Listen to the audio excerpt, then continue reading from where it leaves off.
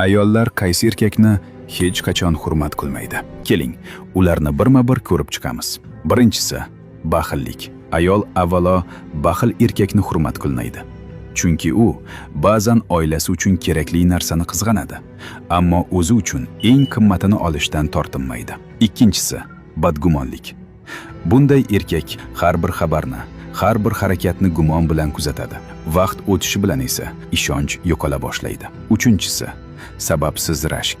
Rashk me'yoridan oshsa, bir-biriga yaqin qalblar ham asta-sekin uzoqlashadi. To'rtinchisi, minnatchilik. Qilingan yaxshilikni qayta-qayta eslatadigan erkak o'sha yaxshilikning qadrini o'zi yo'qotadi. Beshinchisi, ahdiga vafo qilmaydigan erkak.